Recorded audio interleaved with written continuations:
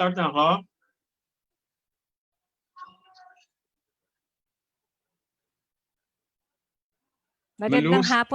Magandang hapon po. Tayo po ngayon ay nasa panibagong serye ng ating pag-aaral at sa araw na ito po ay muli natin pong maririnig ang pagbabahagi ni Dr. Isidro Sia. Ngayon po ay tayo naka-live sa Facebook. Sige po, Doc. Magandang hapon po sa lahat. Nandito tayo muli. Bali sa hapon po ito, ang ating paksa ay first aid. So sa stroke, first aid ng atake sa puso, at yung hindi masyado napapag-usapan, yung irregular na tibok ng puso. Bali, dito po kasama natin ang pamahalaang lokal ng halahala, ang Halahala Multisectoral Foundation, ang Miserior, ang ESUL, ang ano po ito, mga organisasyon sa Europe, at tayo po, yung INAM Philippines, Integrative Medicine for Alternative Healthcare Systems, Philippines. So, parati ko pinapakita para banggitin na tuloy-tuloy po ang ating serye bilang paglilingkod ng INAM kasama ang MAG, Medical Action Group, Philippine Miserior Partnership Incorporated, National Secretariat, TMPI NCR, Urban Cluster, at mga katuwang na organisasyon. Sa pumpong ito, kasama natin nga ang LGU ng Halahala at ang Halahala Multisectoral Foundation. So ito nga pong ating tatalakayin. Ito pong lahat, pawang may kinalaman sa ating tinatawag na cardiovascular system. Ano po? Ang ating puso at mga ugat. Pag-umpisa po tayo sa stroke. Yung stroke po, kung minsan tinatawag na kumarin yung brain attack, siya rin po yan. At sa mga doktor po, cerebrovascular accident ay yung kalimitang sinasabi ring pangalan. So ito po yung isang slide na kung isa lang initatandaan para sa stroke, ito po yung pinaka-importante. Ito po yung mga palatandaan o sintomas ng stroke. Madalas po ito, kaya siguro nakakita na kayo ng mga stroke. So ating pong tandaan, tabingi ang mukha, ating po kasi silang pangingitiin. No? Pag mayroong isang may problema, akala natin stroke, yan ang ating gagawin. No? Tabingi ang mukha kapag pinangiti. Hindi po maitaas ang isang braso kapag sabi natin na itaas ang dalawang braso. Yung isa na iiwan, no? O hindi talaga makataas. At kapag kinausap natin, may sinabi tayo sa kanya, ulitin, bulol po ang pagsasalita, no? Ng may stroke. Ito po yung tatlong pinakamagandang tandaan, kunti lang po para inyong tatandaan. Pero meron pa pong ibang para tandaan ng stroke. Pwede pong panlalabo ng paningin o doble ang nakikita o walang nakikita. Meron pong pamamanhid o panghihina ng kalahating bahagi ng katawan. Ito po yung tabinging ang mukha o hindi may taas sa isang braso. Pwedeng parang nalilito lang ang pasyente, parang nakalimot. Kung banayad ang stroke, pwede pong nawala ng malay. No? So ito po matindi ang stroke ngayon, atake. At yung iba po naman, pwedeng walang nararamdaman. O yung tawag nating silent stroke. So, ang pinaka-importante po dito, so kung ating pong suspetsa na ganito, tabingi ang mukha, hindi may taas ng isang braso o bulol, hindi na po tayo dapat magpatumpik-tumpik. No? Pagtugod sa hospital po. Hindi lamang sa isang maliit na klinika, hindi sana po ay sa hospital. No? Sugod sa hospital. Pero ang mas importante pa po, ang pasyente kailangan po siyang kalmado. Kasi kung dahilan po ng stroke niya ay alta presyon, kung hindi siya kalmado, baka patuloy na tumaas ang kanyang presyon. Ano po? So, ang importante po, tayong mga community health worker, dapat pakikita natin na tayo ay kalmado. Panatag ang ating loob. Ano po? Walang magpapanik po. Kasi pag nagpapanik, ang tumitingin o yung pamilya ang pasyente po ay maaari ring mag-panic. Okay? So yun po ang slide na pinakamahalaga. So sa atin po, kung makikita niyo pong stroke, pwede yung kaliwang bahagi lang ng katawan o yung kanang bahagi ng katawan. Halos wala po tayong nakikita na pareho yung kaliwat kanan. Ano po? So yung kanang bahagi o yung kalahating bahagi. Kung kalahating bahagi po ang na-stroke, yun po ay dahil sa nagkaroon ng problema doon sa kanang bahagi ng utak, no? Na nakatugon sa kaliwang bahagi ng katawan. Kumbaga po nagko-crocus yan. Yung nasa kanan ng utak, ang kanilang sinusuplayan ng mga nerve ay sa kaliwa. Ano po? So, ang bawat bahagi po ng utak may katumbas na bahagi ng katawan. So, yung po mga sintomas depende sa bahaging apektado sa utak. So, yung iba po pwedeng parang mabulag, walang makita. Kasi po yung bahagi ng utak para sa mata, yun po ang tinamaan ng stroke. Meron po namang stroke na siya ay nahihilo. Hindi nawawala yung pagkahilo. So, yan po. Yung parte po ng utak na may tugon sa balanse ng katawan. Kasi po kung hilo tayo, pwedeng nasisira yung balanse ng ating katawan. Sa po yung naapekto ng stroke. So ano po yung sanhi ng stroke? Ano po? So kung may stroke po ito, naputol o nabawasan ang supply ng dugo sa utak dahil po mayroong bara o may pumutok na ugat. Ano po? So nawawala pong oxygen at ibang supply ng sustansya sa bahaging naapektuhan at namamatay po yung mga bahagi na yun ng bahagi ng utak na naputulan ng supply.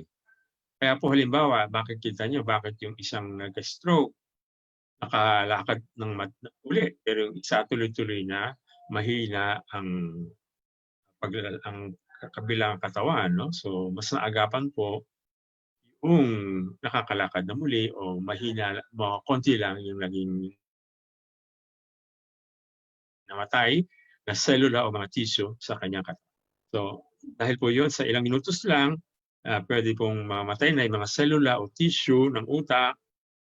So dapat mabilis ang ating pagkilos. So ito po yun. Halimbawa dito may blood clot na tinatawag o bumara ang namuong dugo.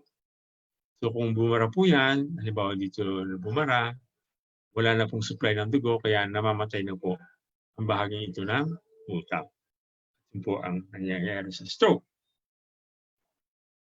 Sa stroke po may mga ibang klase. Meron po yung sabi ko kanina na barahan ng ugat. Yan po ay dahilan sa taba na nakapulapul sa ugat o blood clot na natanggal tapos napadpad sa ugat ng utak. Ano po? Napadpad sa ugat ng utak. At ang COVID po, tinitingnan na baka dahilan din ng stroke kasi marami po sa nagkaroon ng COVID, nagkakaroon din po ng stroke. So, yun po. So, ang ano po dito na pwedeng nabarahan ng ugat na dahilan sa COVID. Yan po. So, ischemic stroke po ang tawag diyan sa Ingles. Ibig sabihin lang mahina ang supply ng dugo. Po. Yung isa naman po ay pumutok ang ugat. So, nagdugo po siya. Dahilan sa alta presyon o labis na gamot na pampalabnaw ng dugo. Ano po? Minsan meron po tayong mga pasyente na binibigyan ng aspirin o ng mga heparin. Yan po, no? Sila po ay ang trabaho ay palabnawin ng dugo. Kung labis po yan, pwedeng maging dahilan ng pagdudugo. Ito po aneurysm, pumutok ang ugat. Halimbawa po si Fernando po Jr., siya po aneurysm ang ikinamatay. Pero ito pong si First Gentleman, Mike Arroyo, nagka-aneurysm siya pero naagapan siya. Ano po? Ang isa po, di aksidente na pumutok po ang so hemorrhagic stroke po yan o pagdudugo. Ang dito po sana kasi kung alam natin na blood clot, sana pwede tayo magbigay ng ah, pampalabnaw ng dugo, ano po. Pero mahirap po kasing gawin 'yon kasi ang pareho po yung nararamdaman, 'no, yung pareho po mga sintomas. Eh, kung sabihin natin, binigyan natin ng pampalabnaw ng dugo kasi sabihin natin blood clot, pero baka nagkamali tayo, yun pala, dahil sa pagdudugo pala yung stroke. So, ano po, nakakatakot pong gawin yan. So, dahil hindi natin malaman kung ano, so kasi sana pwede meron tayong first aid na gawin dito, halimbawa aspirin o kung ano man, pero dahil sila ay pareho, hindi natin masasabi kung ano yung ischemic stroke at kung ano yung hemorrhagic stroke. Minsan naman po, merong banayad lang. May sandali nanghina ang kaliwang bahagi ng katawan, pero nawala. Meron pong tinatawag na mini stroke. Ano po, maliit na stroke o yung sikat po sa tawag ng mga doktor natin, transient ischemic attack, TIA. Pansamantalang nabarahan ang ugat. Pero po yung nagkaroon na nito, dapat mag-iingat kasi maaari siyang humantong sa stroke sa kinalaunan. Ito po yung isang drawing ng ischemic stroke. Ano po? Ito po yung normal na ugat sa may leeg natin. Kung meron pong ano dyan, nabara, mga namuong dugo, ano po? Pag yan po ay natanggal kasi po may mga dugong dumadaan dyan, baka matanggal sila at napunta sa ugat ng utak. Ito po, nabara dito. So makikita po yung bahagi na kulay asul. Siya po yung bahagi na sabihin natin na namatay na mga tissue o selula. Kung ano po yung CT scan na tinatawag, makikita rin po yan sa yung bahagi na nasira na o namatay na ang bahagi ng utak. Okay po. Sino po ang mas delikadong magka-stroke? Makikita po natin, dito muna tayo sa kanan. Ano po? Ito po mas madalas sa lalaki kaysa sa babae. Pero edad din po, 55 taas. Pero pagka mas may edad na po, yung panganib sa babae at sa lalaki, nagkakapareho na. Ano po? Kung may nagka-stroke na sa pamilya, no? So, ito po yung mga mas delikado mag-stroke. Dati nang nagka-stroke o yung mini-stroke o nagka-heart attack. Pwede po rin yung gumagamit ng pang-family planning. Kaya po kung ang ating pasyente ay babae na lampas sa 35, hindi na po natin pinapagamit yung mga iniinom para sa family planning. Ito po mahalaga. Gusto po natin tandaan natin, sa slide po na ito, tandaan natin ito po, yung pong mga gamot sa sipon, ano po? Ito po, yung gamot na yan, kaya may siya sa sipon, kaya nagpapalawag ng paghinga, dahil po ang ginagawa ng gamot na yun sa sipon, pinapasikip ang daanan ng ugat. Kasi po pagka lumit ang ugat, para pang lumuwalwag ang paghinga. Pero yan po, tandaan natin, pinasisikip ang ugat. Ano po? Pero kung sumikip din ang ugat sa utak, pwede pong magkaroon ng stroke. Kaya po ang rito, kung meron tayong alta presyon, huwag na po tayong gagamit ng gamot sa sipon. Tubig po okay na. Ano po? Yun po Kung may mga alta presyon tayo sa bahay, kasama sa bahay, huwag po natin paggagamitin ng gamot sa sipon. So dito po naman sa gitna, yung pong mas delikado rin magkaroon ng stroke, yung mga alta presyon, kung di siya nagagamot, pwede pong magdugo. Yung mga diabetes, matataas ang timbang, obesity, mataas ang cholesterol, yung pong nagkabara ang ugat dahil sa mga matataas na cholesterol na pagkain, yung may sakit po sa puso, irregular na tibok, o infeksyon, at yung pong may tinatawag na sleep apnea, sila po yung tumitigil ang paghinga habang natutulog. Hindi natin alam kung meron kayo nakita nito, pero kung meron kayong ganito, inyong makikita yung pong pasyente napakalakas ng ilik, tapos mamaya parang tumigil ang pag-ilik, kita niyo parang hindi humihinga, yun po ang sleep apnea. Pero kadalasan po yan, bumabalik naman din ang pag-ilik. So sila po yung nakikita na mas delikado na magkaroon ng stroke. COVID po, sabi rin natin na ngayon nakikita na may ilang may COVID na nagkakaroon ng stroke. Kung dahil po na sa gawi, ito po hinilit ko dahil ito pwede natin, meron tayong control dito eh. Dito po sa iba baka wala tayong control, pero dito may control tayo. No? Sobrang timbang, pwede tayo magpapayat. Kulang sa ehersisyo, 30 minutes a day, maglalakad po. Alak, sobrang alak. Po. Kung pwede pong hindi mag-inom ng alak, mas mausay po yun. Paninigarilyo. O talagang ako po sa aking pasyente, ang sasabihin ko po, hindi umiwas sa paninigarilyo, kundi pwede itigil ang paninigarilyo. Pagkain po ng sobrang mantika, cholesterol, shabu. Ang shabu po, ang methamphetamine, ano po? Ito po yung shabu. Ito pong gamot, itong droga na ito, bakit po siya nagkakaroon sa stroke? Kasi po siya nagpapaliit ng ugat, ang shabu. Ay ano po itong gamot dito sa sipon? No? Ephedrine. Yan pong gamot niyan, itong ephedrine, at saka po itong shabu, yan po ay magkamag-anak na mga kemikal. Pareho po silang nagpapaliit ng ugat.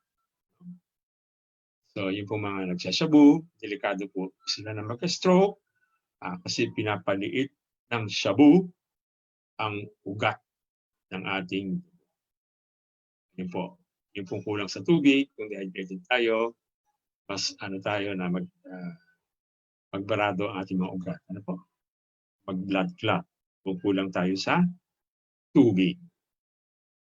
Ano po yung mga komplikasyon? So, hina ang katawan, mabilis po ako rito, nahirapan sa paglunok at magsalita. So, hindi, yung iba, may narinig sila, pero hindi, alam nila, pero parang hindi naunawaan, nagiging makakalimutin. Ito, mahirap mag-isip na, magpaliwanag, mag-desisyon, kaya sila nagiging bugnutin. Ano po? Kung sila po yung nagiging bugnutin, kasi po, ang mga ilang may stroke, alam nila nasa nasa utak nila yung sasabihin, pero hindi masabi. Kaya po sila nagiging bugnutin, kaya unawain natin sila. At syempre po, kung may sakit tayo, sino ang madalas po nagiging tayo emosyonal o depressed. Hindi ang pag na-stroke na po, kung PT, di pwede naman sa bahayan. Pag naturuan na tayo ng physical therapist, pwede nang gawin ng hindi bang kasama sa bahay, acupuncture, saka po natin pag-usapan, masahe. Importante po yung suporta ng pamilya at libangan. No? Dapat wala siyang stress. Kung siya po ay may sakit, halimbawa at presyon o diabetes, dapat po tuloy-tuloy ang maintenance ng ito po ang pag-iwas, no? Kontrolin ang alta presyon, maintenance, ehersisyo, pagkain at tamang timbang, diabetes, mataas sa cholesterol. Ito po, madala na ito, pero medyo marami rin tayo nakikita yung sabi ko kanina na tumitigil ang paghinga sa pagtulog, sleep apnea. Ito po, tamang timbang, mahalaga. Kung minsan po walang timbangan, pero titignan natin yung baywang. Ano po? So kung babae po, 30 inches. Kung lalaki, 35 inches. Huwag na pong tataas. Po. Sa pagkain po, maganda yung maraming fiber. Po. Yung mga hibla. Yung mga gulay, prutas, mga beans po. No? Okay po kumain mga beans, munggo, mga once a week. Hindi po yan sa gout. Mga lamang ugat, katulad ng kamote, at saka yung mga unpolished rice. Yung mga bigas na hindi maputi. Ano po? Mas distansya po yun at maraming fiber. po, makakatulong sa pag-iwas sa stroke, sa cancer, sa sakit sa puso at sa diabetes. Ano po?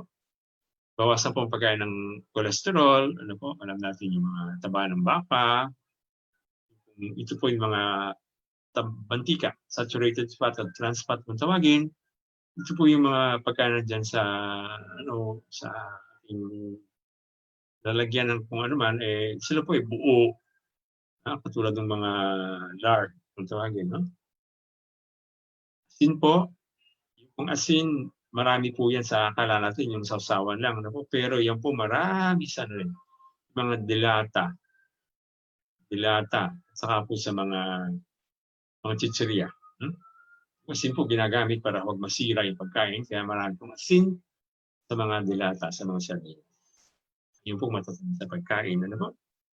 So, yung pong candy, mga cake, ano po? Yung pong matamis sa pagkain, kasama rin po rito, ang prutas po, mataas yung pagkain, di ba? Ang prutas, matamis. Ano po? So, ang prutas po dapat 2 hanggang 4 lang sa isang araw. Ano po? 2 hanggang 4 na prutas lang po sa isang araw. Yung serving, ano po? Hindi po katulad ng gulay na pwede tayong hanggang kaya ng ating sikmur, ng ating tiyan ang pagkain ng gulay.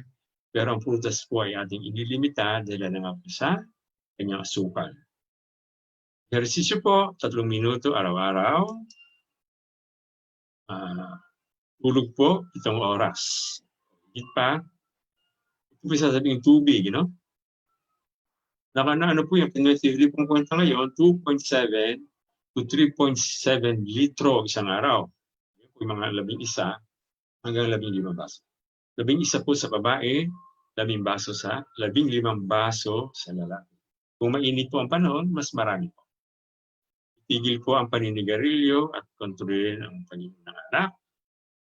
Huwag pong gumamit ng shabu sa iwasan ng stroke at huwag na pong gumamit ng gamot sa sipon ang may alta pressure. At po yung wala, mas maganda rin hindi. Kasi kung tubig lang, gumagaling po ng pusa ang mga karaniwang sipon. Okay? So, pupunta po tayo sa pangalawa na tapos natin yung stroke, o brain attack. Ito mo po atake sa puso o heart attack. Mga doktor po, kung marinig sila ng MI o myocardial infarction, ito po ang atake sa puso para sa ating sa publiko. Ano po? So, marami pong pwedeng sintomas ang atake sa puso. Pero ito po ang aking gusto nyo tandaan. May sakit sa dibdib na parang may nakadagan. Nakadagan. Mahigpit. Kaya parang pinipiga. Ang pinakamadalas po nakadagan. Marami po sa atin, ay masakit na dibdib ko, matatakot kayo sa puso. Hindi po, no? Ito po parang, ibang klase po yan, nakadagan. O parang pinipiga. Pwede po siyang tumakbo, mag-extend sa liig, sa baba o sa likod. Iba hindi po. Pero po yung palatandaan natin, parati po natin hahawakan ng ating pasyente.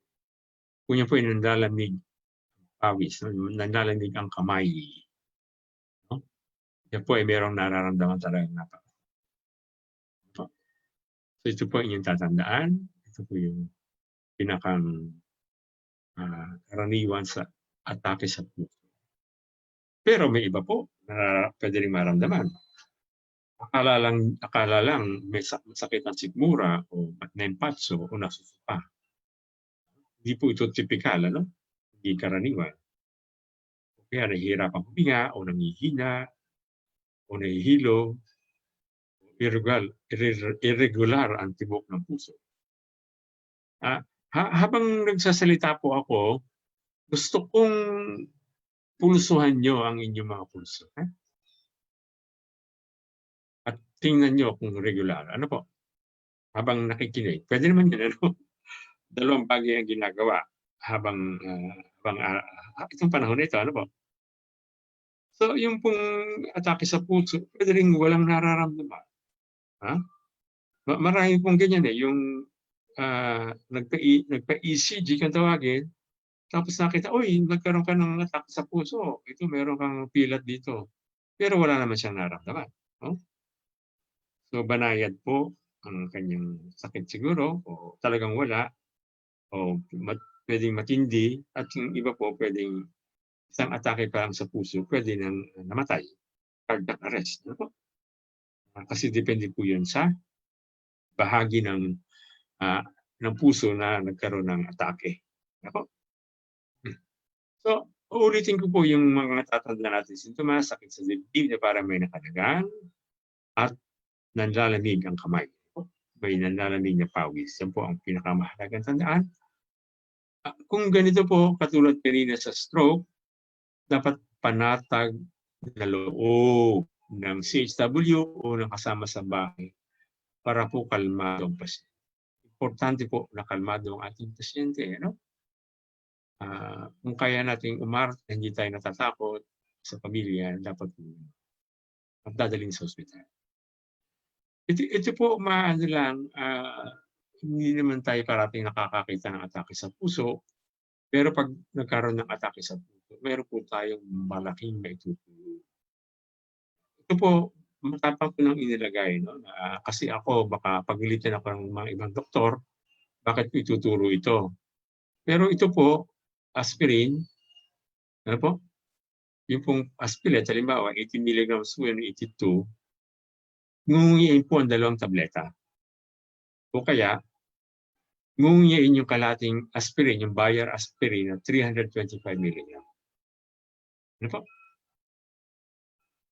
So, kung halimbawa, meron aspirin, ako po hindi ako nagpapawala ng aspirin sa aking bag. Para sa, halimbawa, meron pa sa sasakyan na nakasama na hindi mo nag-atake sa puso. Gusto kong sabihin ito kasi doon po sa ating mga kasamang CHW sa Talim Island, malapit po sa inyo yan, nangyari po ito, ha? May nangyari na. Alam nila ito, tapos yung ito panlalamig ng pawis at saka yung dibdib na napakasakit para may nakadagan. So, pinanguya ang aspirin habang papunta sa Morong, sa ospital sa Morong. Ano po, pagdating po sa ospital, yung pasyente, hindi po gaano nasira. Hindi po gaano nasira ang kanyang puso kasi meron siyang aspirin na nagpapalabnaw ng daloy ng dugo. So kung malabnaw po ang daloy ng dugo, mas maganda po nakakasirkula ang dugo at hindi masyadong namamatay yung bahagi ng tissue ng puso na naapektuhan, no, ng nangyaring atake sa puso. Kayo naman po, hindi ko alam kasi malapit lang naman kayo sa bayan, so yung malapit sa bayan, baka pagalitan kayo ng doktor. Pero ako, yung talagang walang access sa napakalayo at hindi pong naka-reserve. Pero ang gusto ko lang ay inyong tatandaan ito, ha? Na nakadagan ng sakit at saka nanlalamigan. Kasi po, bakit may sakit sa atake sa puso? Sabi natin kasi, merong barading ugat, no? Nabara po ang ugat. Halimbawa ay merong blood clot o namuong dugo. So hindi na po makadaan ang dugo dyan.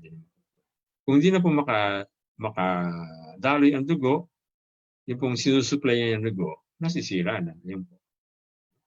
So kung nasira na po yan, iba na po, mahina na po ang puso ng ating pasyente. Mahina na siya. So bukod po dun sa namuong dugo, pwede rin po magbara dahilan sa yung, halimbawa, nag-spasm, yung parang spasm, ano yung spasm, ano, parang liliit, no? Lumiliit po ang ugat dahil po sa sigarilyo. Dahil sa sigarilyo o doon po sa tinatawag na droga, cocaine. Sa atin po sa Luzon, mas sikat po yung shabu o methamphetamine. Pero ito pong cocaine, sikat. Ito po ginagamit din sa Amerika, sa Vietnam. At nabalitaan ko rin sa mga taga Cebu, may mga gumagamit na ng cocaine. droga. COVID. Ano po? Ito po walang question mark. Doon sa stroke kanina may question mark pa. Pero ang COVID po ay pwedeng maging dahilan ng pagbabara. Kaya nga po sa COVID, ano po, yung isa pong bukod sa nahihirapang huminga, sabi natin na yan ay emergency na dapat dalhin sa ospital. Kung matatandaan nyo nung nag-aaral tayo sa COVID, yung isa pa po diyan, yung sumasakit ang dibdib na mabigat. So, yun po. Ang COVID po ay nagiging dahilan din ng heart. Yung mabuti lang po sa heart attack, merong mga maagang babala. Uy, mag-ingat ka na. Kasi warning na to. Yung paulit-ulit na sakit sa dibdib na dumarating kung napagod o nagalit o masyadong nabusog. Ano po? Pero nawawala kung nagpahinga. So mga ilang minuto lang po. Andiyan na po ang tawag dyan. At nangyayari po yung sakit na dibdib dahil sa pansamantalang paghihina ng supply ng dugo. So siguro po meron nang namumuod yung mga tumitigas ng ugat o baka merong bumabara ang kolesterol. So kung meron po tayo ditong ganitong nararamdaman sakit, mas stricto po tayo para ang ating pamumuhay ay malusog. Ano po? Hindi natin naabusuhin ang ating katawan. Sino po ang mas delikado magkaroon ng atake sa puso? So dito po ulit na magsisimula sa kanan, yung po mga may edad na, ano po? Mas madalas sa higit na sa 45 kung lalaki. Ano po? Pero ang babae po pagka 55, pareho na po ng panganib sa lalaki. Mas nahuli lang po ng konti ang babae. Pero pag pareho na po yung edad, pareho na kanyari 70, 80, pareho na po ang kanilang panganib, risk na magkaroon ng atake sa puso. Sa ating pong lahi ay meron na nag-atake sa puso. Naroon din po tayo sa high risk kung tawagin, kaya dapat tayo mas nag-iingat. Meron tayong mga tiyo, tiya, magulang na nagka-atake sa puso. Kung dahil lang po sa sakit, halos pareho po ito kanina sa stroke, alta-presyon, diabetes, obesity, yung labis ng timbang, mataas ang kolesterol sa dugo, karadong ugat, COVID-19. Pero ito pong nasa kaliwa, ito po makokontrol natin. So yung sobrang timbang, 35 sa lalaki, 30 sa babae, ang ating waist, ang ating bewang. Ano po? Kasi kung minsan po, mahirap tayong kumuha ng timbangan. Huwag po tayo kumain ng maraming kolesterol na pagkain, hindi tayo maninigarilyo, tayo po ay mag-exercise, at hindi tayo gagamit ng. So ang pag-iwas po, kung makikita nyo po, parang ito rin yung kanina. Ano po?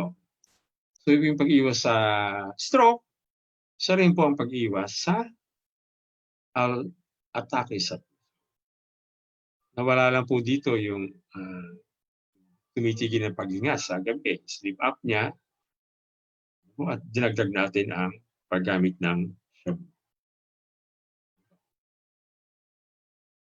Ito pong pangatlo, mas marami tayong panahon sa pagtatanungan mamaya, hindi regular na tibok ng puso. Hindi masyadong napapag-usapan o hindi tayo masyadong aware o conscious tungkol sa hindi regular na tibok ng puso. Kung sa English po, arrhythmia kung tawagin, ano po?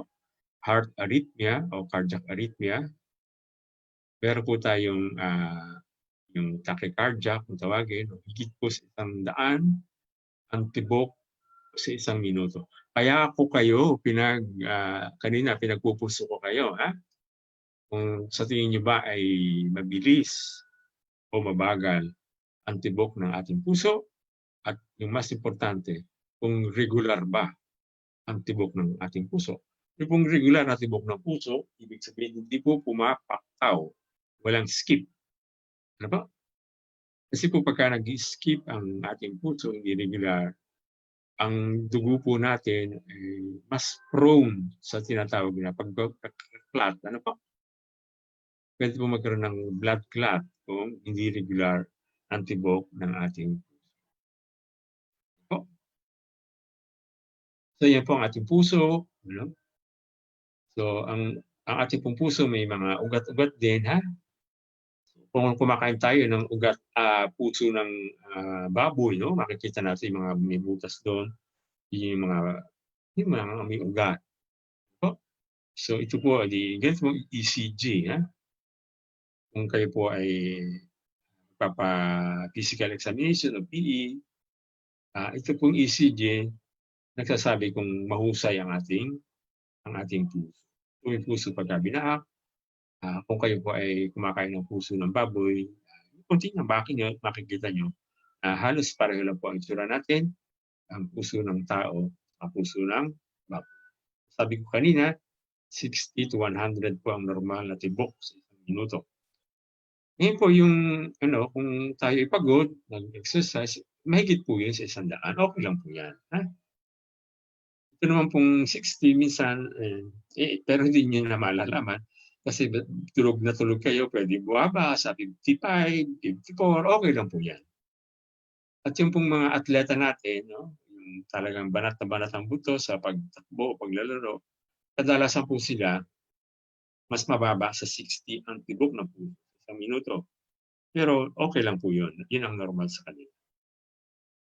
So, yung pong normal na tibok ng puso, yung pong bilis 60 to 100 isang minuto, at ito po yung, kung mamaya 'pag bukas na tayo sa open forum, kung sa pagtingin niyo sa inyong pulso, meron bang nakakita merong laktaw o skip, no?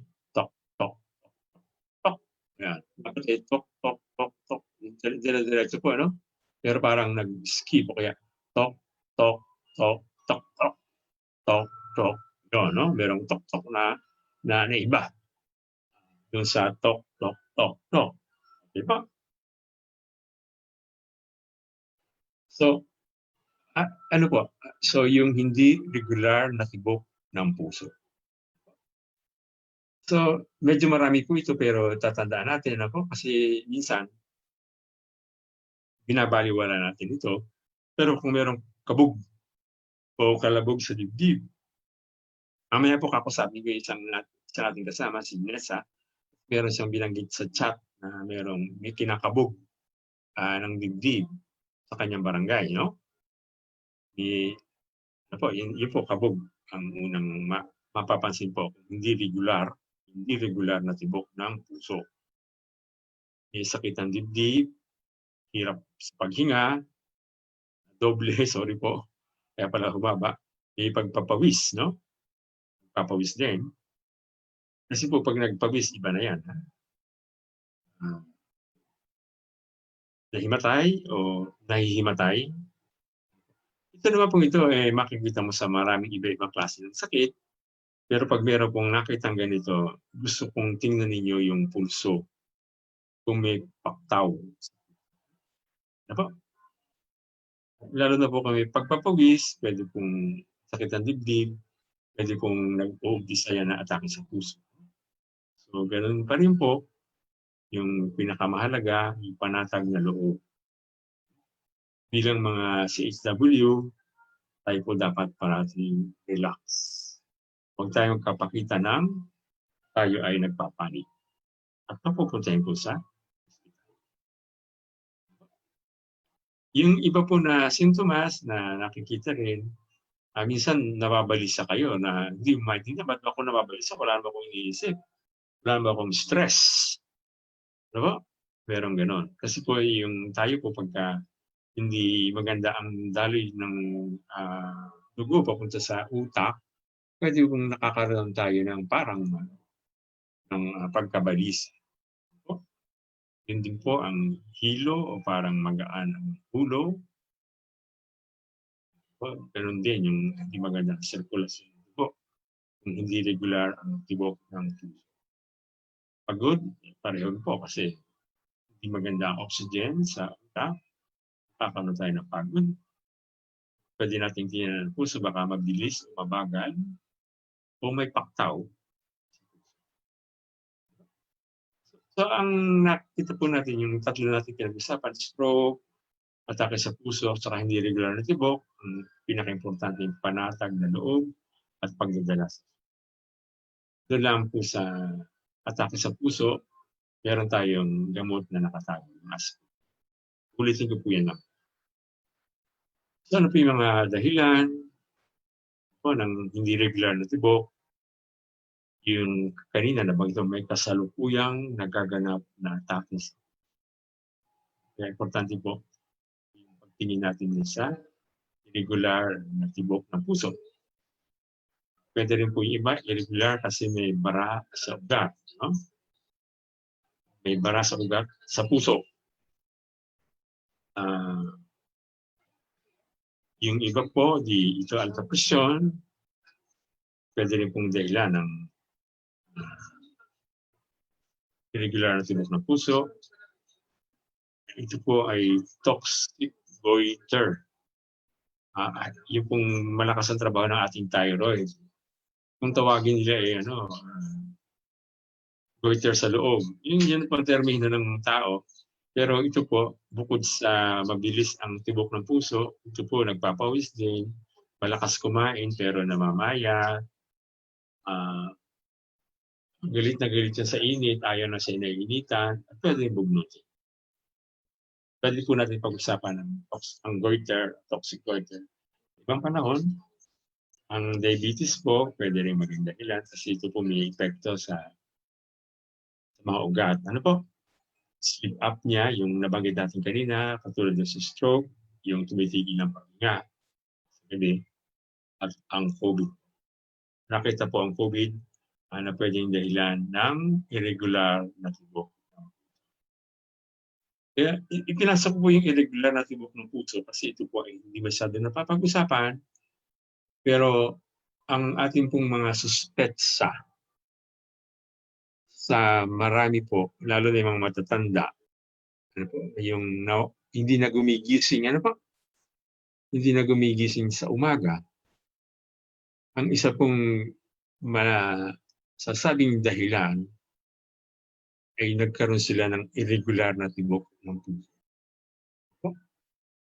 So medyo mabilis po yan. At meron din tayo na kabataan na naglalaro ng basketball. Ano po? Bata po yan kasi nagbabasketball. Mamaya bigla na lang nagko-collapse. Ano po? At yun na nga po, ang nakikita rin na kadalasan, pwedeng ipinagsimulan po na irregular na tibok ng puso.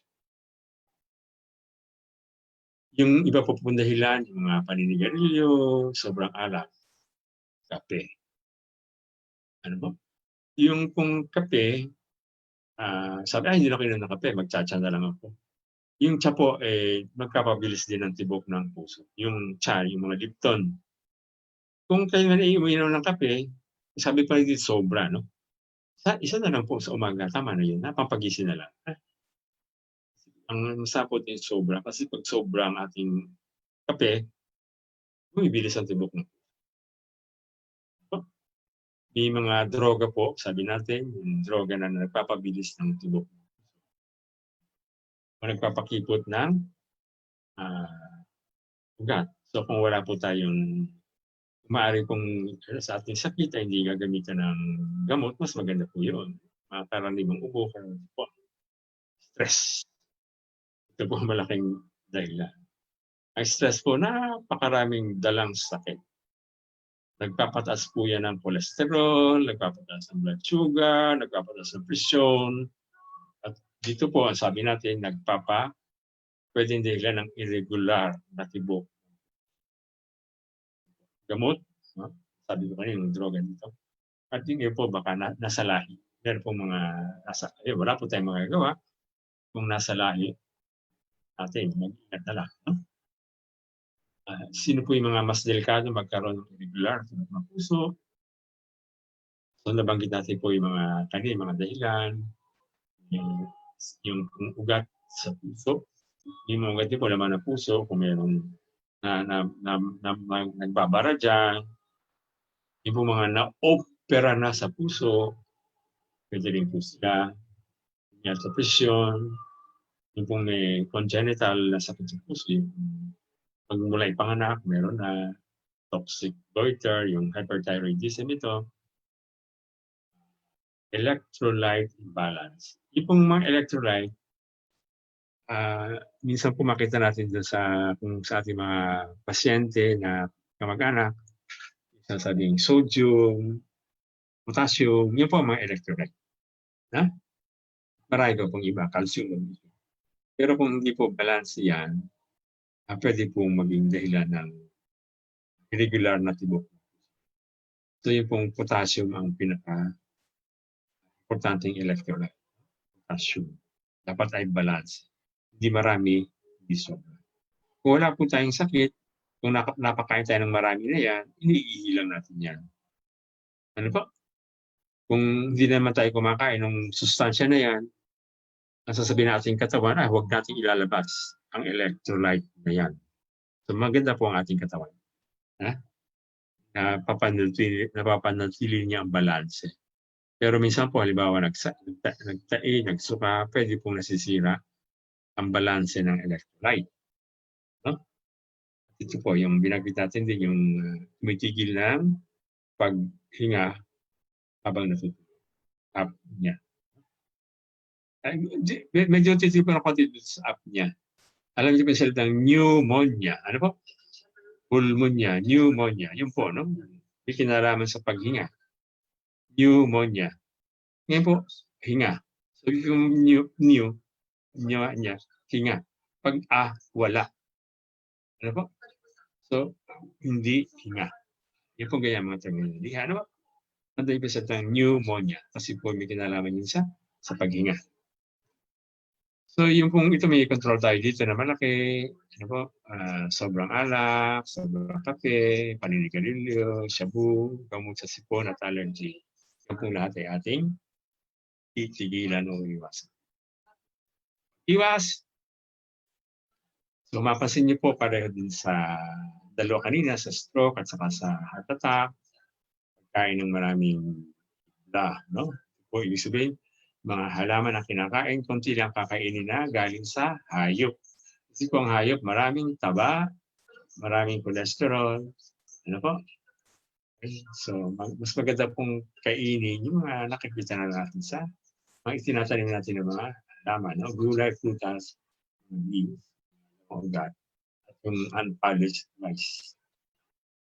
Ito po, nakakita, cholesterol, mga taba, asin, matamis, ehersisyo, paninigarilyo, kontrol ang alak, kontrol ang kape, huwag gumamit ng shabu, huwag gumamit ng mga gamot sa sipon, at kontrolin ang stress ng libangan, o iba pa pong mga ating ginagawa para makontrol natin ang ating stress.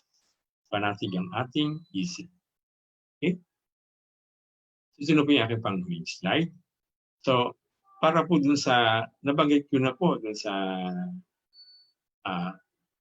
unang bahagi ng ating pag-uusap, no? Yung mga palatandaan, no? Matandaan yan, no? Kung stroke, tabingi ang mukha. Ano ba? Isa lang ang gusto nyo tandaan. Tabingi ang mukha, bulol. Sugod sa ospital. Sabi naman natin kung di regular ang tibok ng puso, ano po? Yun po, yung parang pwedeng nahihilo, nawawala ng malay, no? Kapog ang dibdib. Sugod din po yan sa ospital. Atake sa puso naman po, parang may kirot na nakadagan, ano po? At namamawis na malamig. Dito po, isusugod natin sa ospital, pero sa daan po, napanguyahan natin siya ng 2 aspirin, 80 milligrams. Yan po pinangangatawanan ko kasi po ang ating regulasyon, sabi nila ang mga hindi doktor, hindi dapat gumamit ng gamot. Pero sa akin po, kung nasa malayo tayong lugar at makakatulong naman sa ating pasyente at tama ang ating ginagawa, kaya tayo po mag-aaral tayong mabuti, na alam natin kung ano yung atake sa puso at hindi atake sa puso. Kasi sa akin, sagutin kayo na pwede kayong gumamit ng aspirin. Ano po? So, ito po para sa pangkalahatan na pagpapanatili ng kalusugan. Ito po ang totoong first aid. Ano po? Ito ang totoong first aid. Huwag na tayong magkasakit. Katulad po dyan sa COVID, no? Kung maalam tayo ditong lahat, hindi po lalala ang sitwasyon ng COVID. So, kumbaga sinasabing frontliner ang hospital, sabi sa COVID, ako po sasabi ko, ang frontline po sa bahay. Sa ating sariling mga tahanan. So, first aid para malusog. Pagkain. Ano po? Eat a variety of food in moderation. Gulay, prutas, ibang pagkain. Yan po sa halahala, maraming kambing. Tingnan niyo po yung kambing. Variety of food. Iba-ibang kinakain nilang damo. In moderation, palipat-lipat. Pero kung pag-aaral na ginawa, tininan na ng kambing, sinundan. Mga 17, 20, iba-ibang klase ng dahon o damo ang kinakain araw-araw. Ano meron dyan? Mas maganda yung ating paligid, mas marami silang makakain. Hindi sila kumakain ng isang klase lang ng damo. Tubig. 11 baso sa babae, 15 baso sa lalaki. Kung mainit ang panahon, higit pa. Sariwang hangin. Magandang ventilasyon. Lahala, meron pa po tayong ganyan. Sigurado ako. Okay? Sa COVID po yan, importante na magandang ventilasyon sa bahay. Kasi po kung ang kulong ang meron tayong kasama na may COVID, doon po paghawa ng COVID. Sikat na araw. Para pong bayad dyan. Po, 15 minuto, bawat araw, yung kasikatan ng araw. Para po sa ating vitamin D. Vitamin D. Para sa ating busog na buto at para sa resistensya sa katawan. Kalinisan ng katawan. Paghuhugas ng kamay. Ito pong paghuhugas ng kamay, sana ano na po ito yung parang dapat gawin na, wala nang pagsasabi, umugugas ka ng kamay. Ngayon lang tayo masyadong nagtuturo ng paghuhugas ng kamay ngayong may COVID. Kasi kung DepEd, nakikita rin na ginagawa, pero parang hindi pa po natin to habit o paghuhugas. Marami po ang mali sa katawan, pero po bukod sa paghuhugas ng kamay, binanggit natin dito ang pagsisilyo. Ito po madalas na makaligtaan. Hindi masyadong pinapansin ang ngipin. Pero napakahalaga po ng ngipin. Pagsipilyo po ng 2 beses sa isang araw, sa umaga, pagkagising, at sa gabi po bago matulog. Yan po may mga pag-aaral na nakikita na ang sakit sa puso, ilang sakit sa puso, may kinalaman po sa hindi magandang ngipin. Yan po, mahalaga ng ating ngipin ay malinis at buo. Okay? Posture. Tikas ng katawan, posture po ito sa pag-upo, pagtayo, paghiga. Para wala tayong mga sakit-sakit sa likod. Marami kong maiwasang mga kirot-kirot kung mahusay ang ating pag-upo, pagtayo, at paghiga. Ehersisyo, 30 minuto bawat araw, yung walang bayad paglalakad. Pero yung kung tayo na mga nanay na nagbabanat ng buto, mga tatay na nagtatrabaho sa bukid, yun na yun. Higit pa sa 30 minuto bawat araw. Pahinga, nagkatrabaho tayo, nagkapahinga tayo, tulog na 7 hanggang 8 oras sa gabi, healthy lifestyle. Walang sigarilyo, alak, bisyo. Bisyo. Yung po kayang social media, ibisyo na. Baka po. Kaya huwag tayong labis na nagpapalulong sa social media. Importante po ang social media. Meron tayong mga top group. Pero huwag tayong maghapon na nandiyan. Sabihin natin na magbigay ako ng 1 oras ng isang araw para sa social media. Po kasi iba, lalo ng mga kabataan, parang wala nang gustong gawin kundi mag-computer, social media. So, pwede natin isama rin po yung issue yan. Sobrang social media. Facebook, panatag na isip. Libangan tayo, katulad ng gardening, deep breathing. Paalala ko po ito na ibigay ko na sa inyo nung tayo mag-usap tungkol sa halamanan sa paso. Pero gusto ko itong ulit-ulitin. Ano? Kasi mahalaga po itong slide na ito. Panatag na isip. Magandang relasyon sa pamilya at mga kaibigan. Suporta. Kung kalusugan natin, kung tayo ay suportado ng pamilya at kaibigan. Ito yan. Pananampalataya. Meron po tayong pananampalataya. Pero para po sa lahat, yung mabuting gawa at isip. Kung malinis po ang ating isip, no? Ang mga pagsiselos, pag-inggit, mas maganda ang ating kalusugan. Tapos po yung kalinisin ng paligid, pag-iingat sa aksidente, so mahabang talakayan yan, at yung pong tamang paggamit ng lalo na po sa mga bata. Ang mga may edad po, dapat may bakuna rin. Anti-tetano. Ako po, halimbawa, tuloy-tuloy ako nagpapa-booster ng anti-tetano. Ng tetano vaccine tuwing 10 taon. Yan lang po at kung marami po tayong tanong, ibibigay ko po kayo kay Ann kasi po si Ann ang magsasabi ng siya na po ang mamamahala ng ating open forum. Dito ko muna iwanan sa lugar na ito. Baka nakuha niyo na po ito, ano? Yung aking kung meron kayong mga tanong, konsultasyon, pwede niyo po ako makita sa Messenger. Dito siya. Messenger. At aking cellphone. Maraming salamat po. Ann pala, Ann. Ann, okay na ako?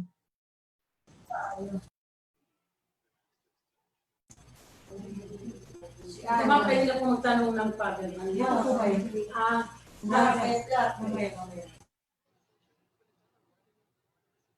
Pwede na pong magtanong. Mag-stop share na po ako, ha? Malu, mag-stop share na ako. Para magkaroon tayo ng... May mukhang, pero nandiyan si Ann.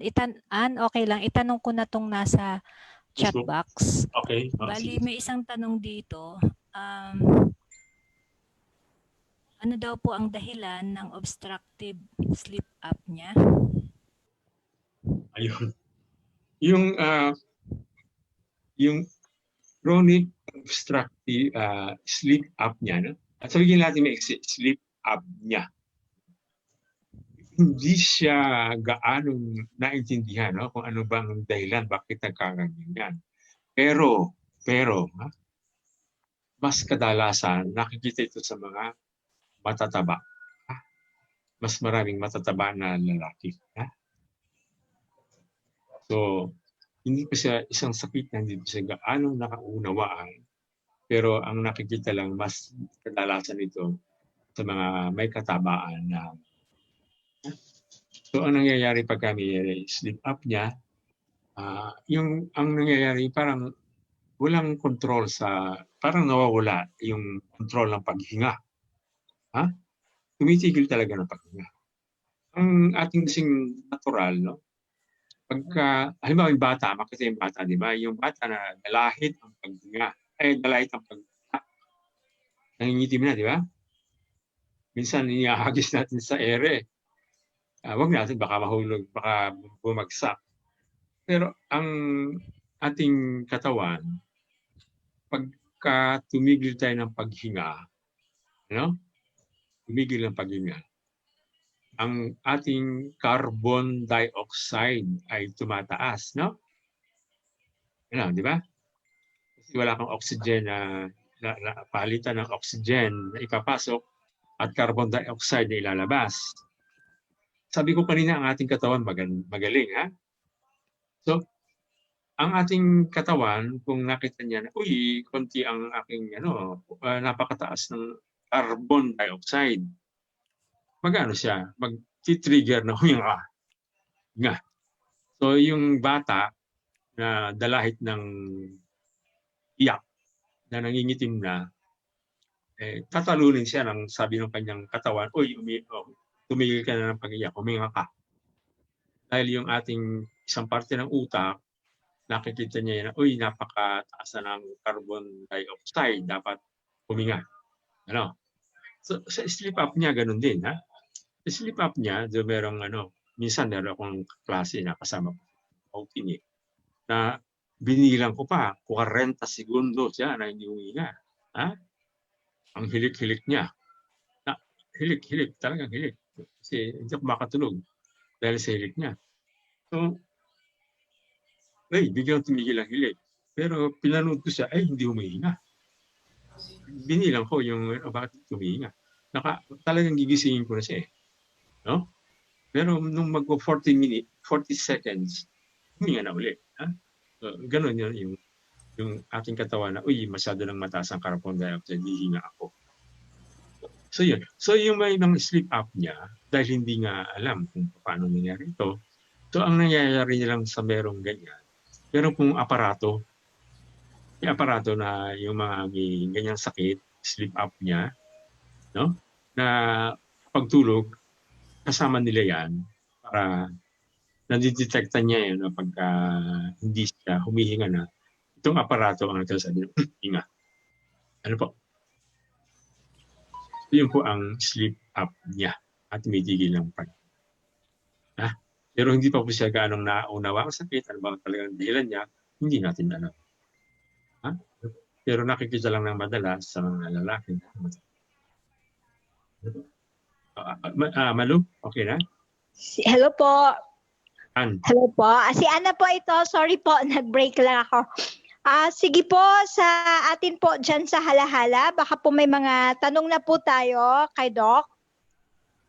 Kina Sara po, baka pwede na po tayong magtanong. Pamit ka tate. Sige po. Dito ba sa... Sige po.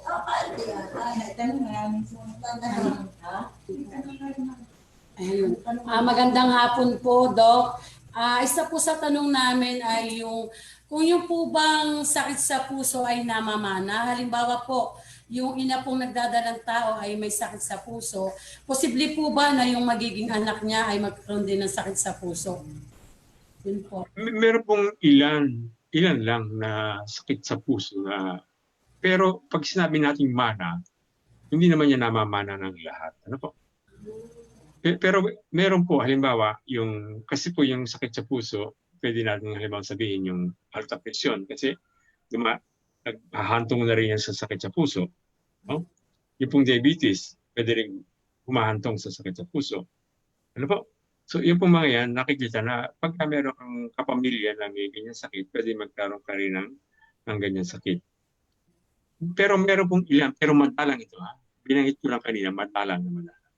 Na kung meron kang, sabi ko dito kanina, kung irregular ng tibok ng puso, kung meron ganun sa pamilya, pwedeng namamanang yan. No? Pero hindi naman lahat kayo namamana. Ngayon, yung tanong, kung ang isang ina na may sakit sa puso, no, nagbubuntis, ipamamana ba niya yan sa kanyang anak? Ano po? Yun ang tanong. Ngayon, ang makikita natin dyan, yung yung nagbubuntis, yung kanyang sakit sa puso, baka nakuha niya yan nung malaki na siya. Halimbawa, nagkaroon siya ng rheumatic heart, ang tawagin. No? Rheumatic heart. Ito yung hina ang puso mo kasi ikaw ay nagkaroon ng magantong seal na hindi na masyadong nagamot. Kaya ang iyong puso ay naging tinatawag na rheumatic heart. Hindi yan mamamana ng bata. Hindi mamamana ng bata. Pero kung ikaw ay merong irregular na tibok ng puso, nakakaiba. Konti lang ito, huwag kayo matatakot. Pwede yun nakalimutan yan. Kasi napakadalang yan. Yan ang pwedeng mamana. Baka magkaroon. Hindi lahat, ha? Hindi lahat ng meron ng iyong magulang ay mamamana mo, ha? Kasi kunyari, mayroong tatay na matalino, hindi lahat ng anak matalino. Hindi lahat mamamana. Ha? So kahit na may diabetes, no? Hindi man lahat nagkakaroon ng diabetes. Kasi iba, mas maingat. Yung mga ganun.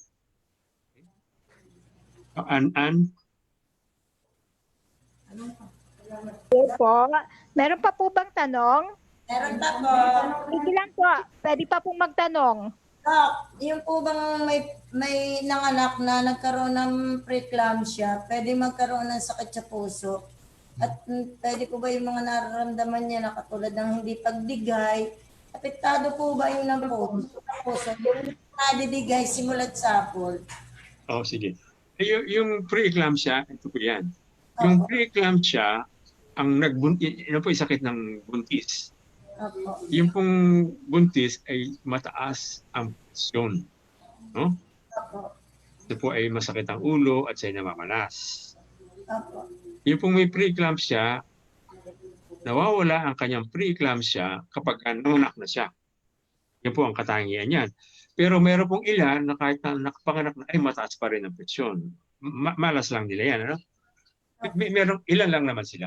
So, yung mga nagsimula ang kanilang alta presyon ng buntis at nakanganak na sila pero hindi nawala ang alta presyon, sila nag-maintenance na. No? Nag-maintenance na sila. Nawala po naman ang kanya. Ngayon, pero kadalasan dyan nawawala. Ang mas madalas, nawawala ang alta presyon o preeclampsia pagkapanganak na. Ngayon yung nahirapang tumighay, Opo, hindi po siya nadidighay. hindi siya nadidighay. Yung po bang nadidighay may epekto sa puso? Yung ganito, yung kasing pagdighay, ang ibig sabihin ng didighay tayo dahil sa meron tayong hangin na ilalabas, di ba? Opo. Pagka tayo, ayokong sabihin gawin natin, pero pagka tayo uminom halimbawa ng 7-Up o mga Sprite, no? Marami kasi silang hangin, Opo. nadidigay tayo, di ba? Opo. Yung iba kasi pagka, parang kulang kain ko, kailangan kong tumigay, no? Opo. Yung pagdigay, yun ay trabaho. Merong tinatawag tayong mga muscle dito sa diaphragm, no? Opo. Kasi yun ang nagko-contract para tumigay. Ha? Yung baka sa kanya hindi masyado siyang malakas ang muscle na yun, ha? Opo. Minsan nga po, parang hinang-hinaro ang mga muscle niya. Kasi Ganun. gustong-gusto niya madigay po. Hindi ka nahihirapan. Oo. Tumapas siya. Sila huminga. Opo. Ngayon lang nangyari yan. Ha? Ngayon lang nangyari. Simula po, hindi siya nadidigay. Tapos po, parang kung nanghihina nga itong mga, mga muscle. Ganito. Sabihin mo sa kanya na huwag siya mag-aalala, ha? Unang-una muna, yung stress, ha? Huwag siya mag-aalala. Kamo, ang ating dighay, yan para lumabas ang hangin. Kung ayaw lumabas ang hangin sa dighay, pwede naman siya lumabas sa utot. Di ba? So, kamo huwag siya matakot. Okay lang. Okay lang kamo na hindi tumidigay. Ano yung panghihina? Ano yung panghihina ng kanyang laman? Ano naman yun? Diba yun? Para puro kumakain nga po ng saging at baka puro sa niya. Sa kanyang ito pong Sige na. Yang, nawala ka. Opo, yung nakakaramdam po ulit siya ng ganun. Yung nanghihina ng muscle. Ganito na lang. Pagka kasi yung isang dahilan ng pwedeng mahihina ang mga laman, yung nakita nyo kanina, meron akong binanggit na electrolyte imbalance, electrolyte imbalance. So, ang gagawin niya, magkain siya ng mga mayaman sa potassium, ha? Yung mga prutas, kamatis, sabaw ng buko, ha? Sari-sari ang kanyang kakainin. Balanced diet, ha? Sabihin mo sa kanya, balanced diet muna. Ilan taon siya? Salamat. 39 po, magpo-40 po. Kumusta kanyang gana sa pagkain, sa mga pagtulog? Magana po. Magana naman. Mataba siya? Hindi po masyado. Pero tumaba po siya ng pagkapanganak. Oo. Tumaba po siya ng kaunting-kaunti lang po naman. At kanyang timbang po. Oo. Ngayon ay kumusta siya? Anong kanya nararamdaman ngayon? Papadede po siya, Dok. Nagkapadede siya? Opo.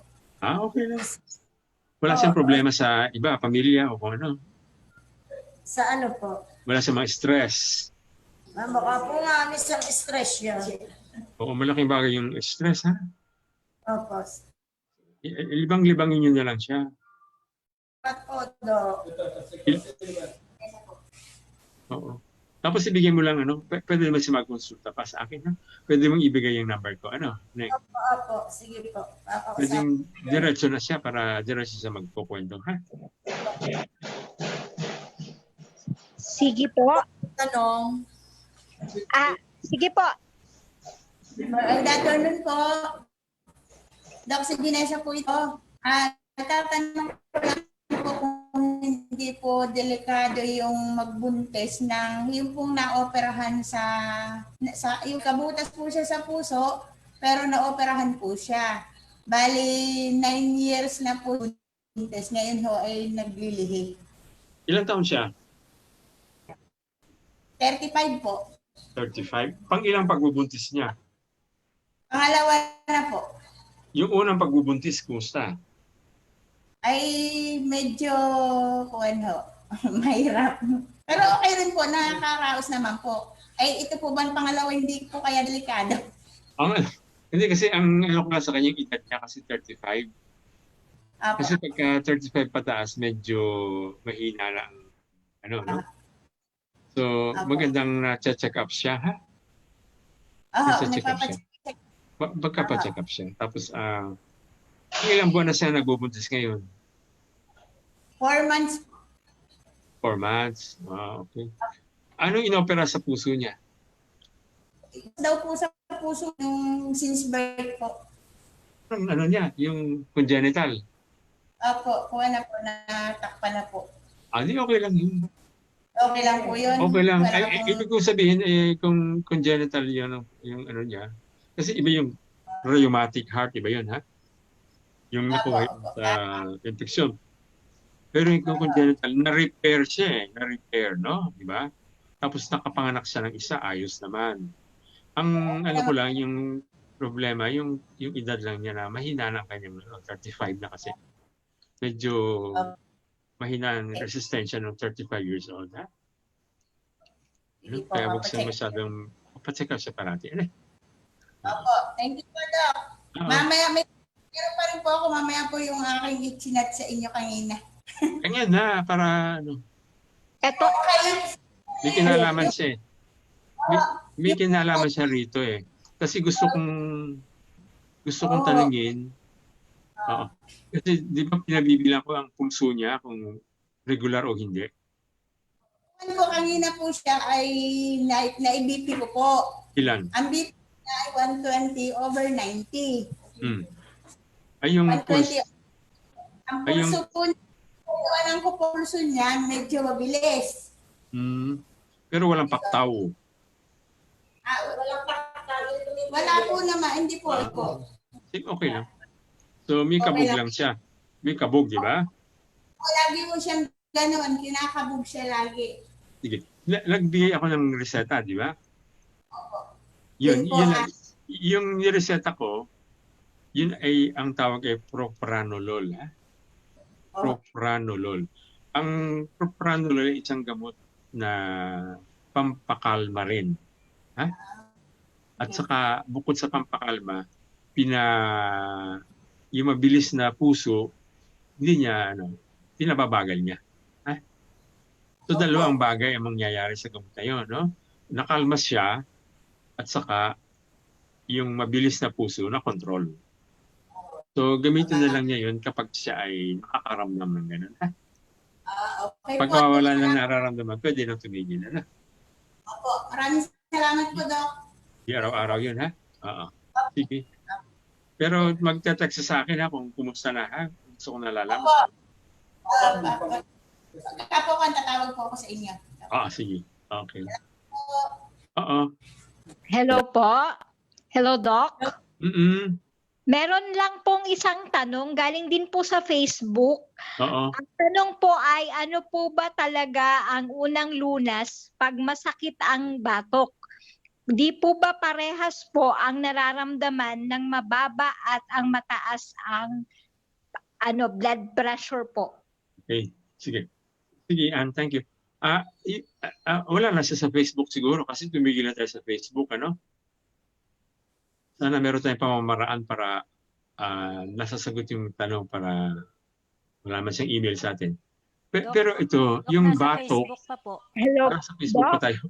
Okay, Live stream pa po. live stream pa. Yung batok na masakit o kung ano man, ang mas madalas na dahilan niyan ay yung ngawit, no? Halimbawa, pangit ang ating pagkakahiga, o kaya hindi tayo masyadong gumalaw yung tayo natutulog, no? So, yun ang pinakamadalas. Wag isipin ka agad yung mataas ang presyon, ha? Mababa ang presyon, wag isipin yun. So, lalong-lalo na, no, nagising ka, masakit ang batok. So, kalimitan yan ay dahil sa hindi maganda yung pwesto sa pagkakahiga o hindi malaw. No? So, pagka ganun, makikita mo na pagka nakatayo ka na at ginagalaw mo yung batok, parang masakit pag ginagalaw. So, sigurado ka na ang dahilan ay yung hindi magandang pagkakahiga. No? Ngayon, yung sumasakit na batok dahilan sa alta presyon, hindi yan kadalasan. Ang pinakamadalas, ang alta presyon, walang nararamdaman. Ha? Kaya importante na mayroong pag-check ng presyon, lalo na't umidad na 35 pataas. So okay lang yung concern ni Bonjing, no, na dapat meron tayong mga pampresyon, no? So pagka sumakit ang batok, huwag agad iisipin yung alta presyon, no? Ngayon, kung siyempre gusto niyo tayo maging kampante, magpapresyon ka. Magpapresyon.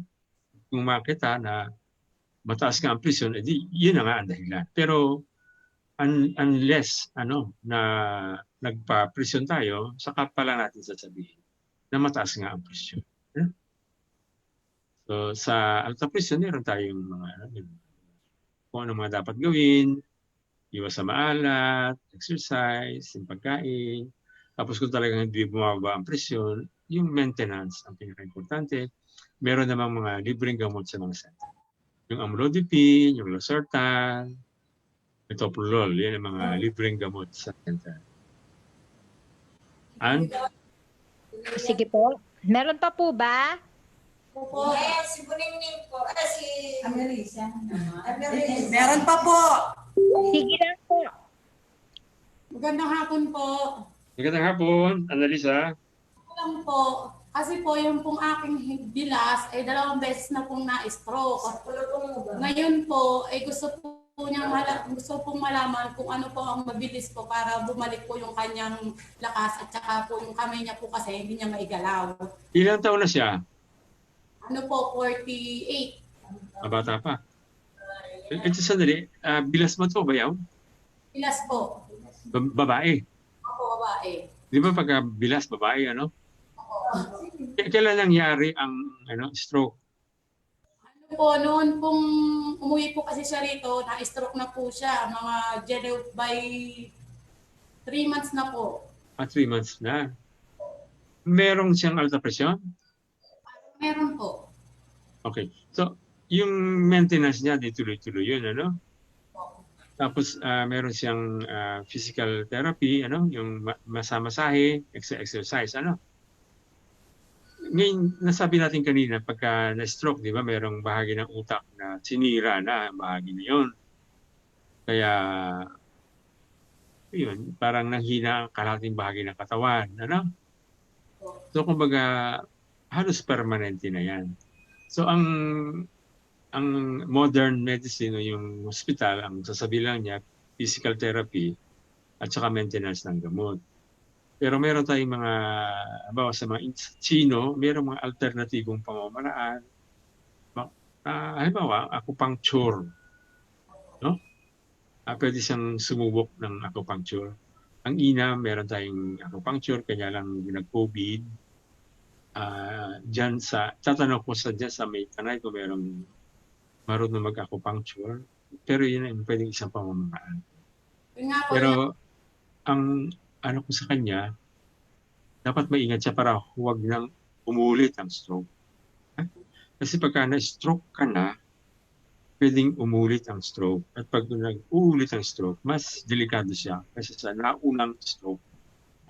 No? Kaya itong payo ito mga makikita nyo ngayon sa inyong screen, yan ang mga dapat nang gagawin. Pinaka-importante yung panatag na isip. Suporta ng pamilya. Nakakalakad siya? nakakalakad po, pagka nagpapamasahe po siya sa akin. Tuloy-tuloy. Tuloy-tuloy. Saka pag nagmamasahe ka, subukan mo yung masahe na palalabanin mo yung kanyang yung parang kanya nagbubunong braso. Yung gano'n, ha? Sige po, Doctor. Para kung ano mang minatitira pang lakas doon sa kanyang muscle, ha? Para magisingin, Ha? Opo.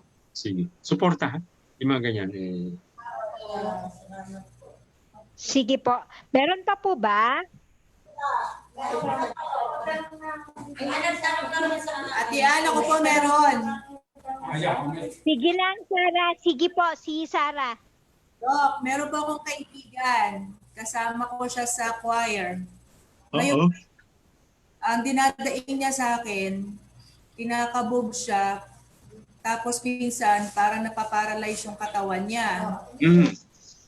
Tapos, ang nagpa-check po siya, sobrang taas po ng acid niya. Ano po kayang pwedeng maibigay po na advice sa kanya?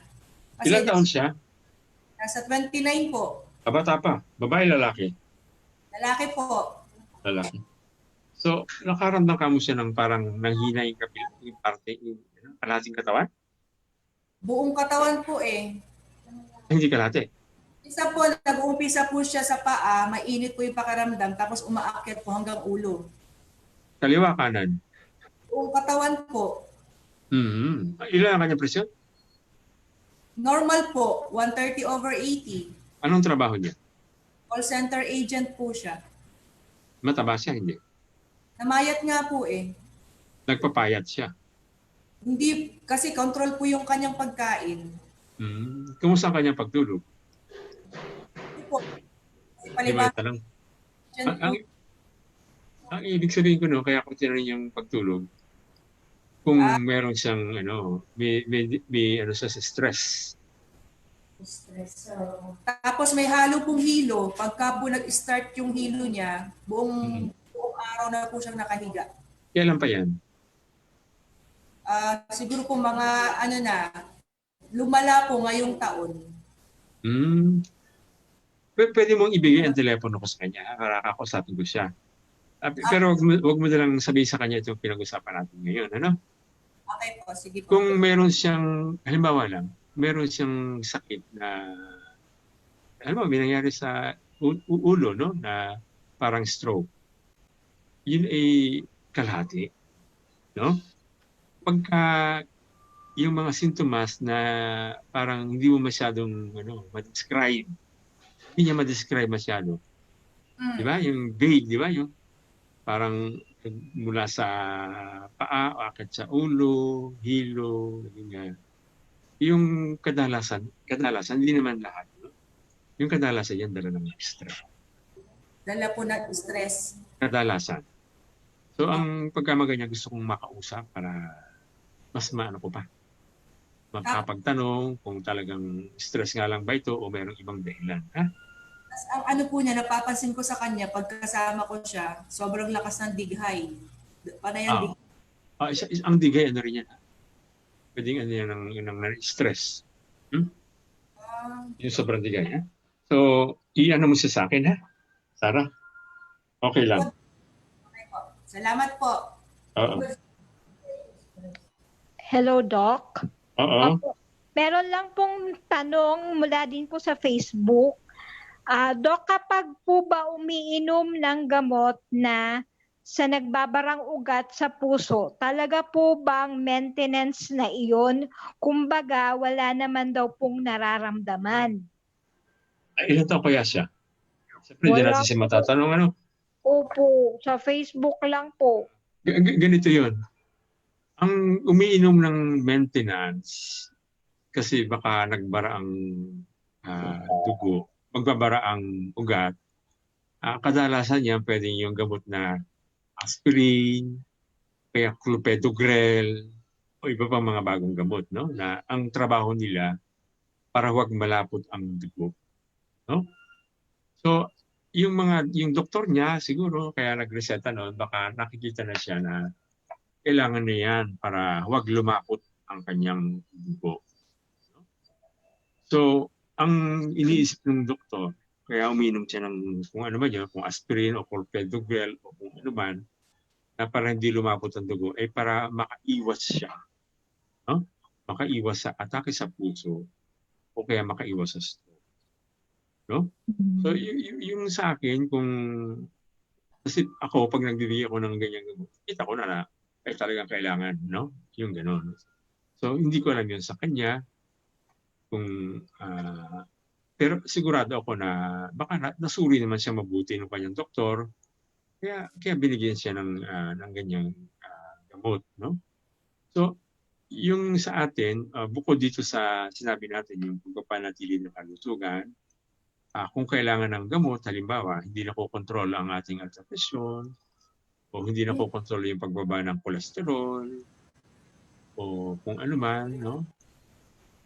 Yung maintenance, kaya meron tayong maintenance. Pero kung meron tayong maintenance, sabihin ng ating doktor na mag-follow up.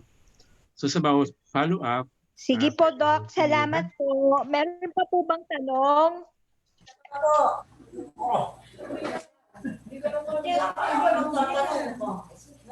Tatawag ka na O, Amerisa.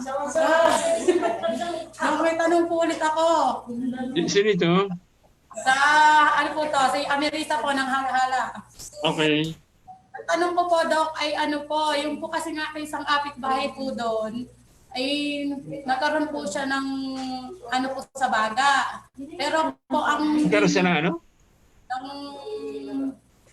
Ano yung tawag doon? Ay, yan ang tawag doon. Hindi, yung nagkaroon po siya ng spot sa baga. Tapos po, Spot, oo. bigla naman pong namanas po yung kanyang muka. Ilan taon siya? 49 po. Oo. Kumusta siya ngayon?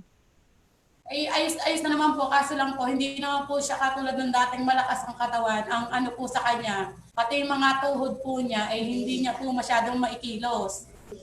Uminom siya ng gamot sa TB. Hindi pa po yata. Kaya po hindi ko po may tanong kanina na ano po kasi hindi ko po alam po ano pong gamot ang kanya inom. Ganito, pagka merong pamamanas, no? Di ba namamanas tayo sa paa? Ano? Pag may namanas sa mukha, lalo na yung sa mata, yung parang gumising ka na galing sa pag-iyakan ng gabi, ang iyong sususpetsahin diyan ay bato. Ha? Bato.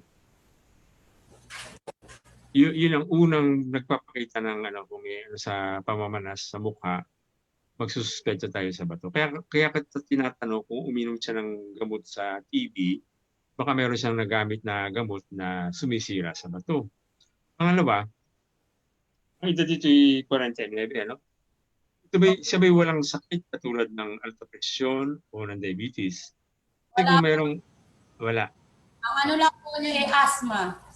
Asthma. Okay. Asthma ang kanyang sakit at saka mahinang baga ka mo. Kasi kung merong yung sa ano pang dito? Yun na nga, isasabi ko yung manas sa mukha. Ang mga pwedeng dahilan yan nga, yung dahil yung bato ang may sira, dahilan sa may matagal na alta presyon na wala naman siya, may meron siyang diabetes, no? Pwedeng, kung hindi nagagamot, pwede rin yung dahilan ng pamamanas. Kasi nakakasira ng bato yun pagka hindi nagagamot ang mga alta presyon at saka diabetes. So ang gamot nga nasabi ko, ayun, yun ang mga pwedeng nating tanongin, no? So kung pwede ko siyang tanongin pa, pwedeng ibigay aking telephone number. Ha? Ngayon, meron akong sasabihin sa inyo, naalala ko na lang, ha? Kasi hindi nabanggit ka. Yung ating mga konsultasyon, di ba? Minsan nag-chat-chat tayo, di ba? At saka nagkukwento kayo ngayon. Pagka tayo magsasabi ng pasyente, gusto kong marinig kung ilang taon, kung babae o lalaki, kung taga saan, kung anong trabaho, tapos yung sakit, kung kailan pa yung sakit, at kung ano na ang nagawa dun sa sakit, kung meron. So yung anim niya, parating yung mabanggitin, ano? Babae, edad, taga saan, anong trabaho, gaano nakatagal ang sakit, at kung meron siyang ginawa na para sa sakit niya. Halimbawa, yun ang nagamot, yun nagpatingin sa doktor. Ano? Okay, ha? Sa kanya, yun ang mga itatanong mo, ha? Kung tingnan mo kung, pero maganda makausap mo siya para baka meron pang iba siyang nararamdaman. No? Kasi baka iba hindi mo alam, ano? Tatawagan ko po kayo, Doc, pagka po ako at para po siya ang makausap niyo. Oo. Ibigay mo yung aking telephone number, ha? Okay po. Sige po. Salamat po, Doc. Sige po. Doc, baka po pwede na rin po ba tayo magpaalam sa FB live Okay. stream?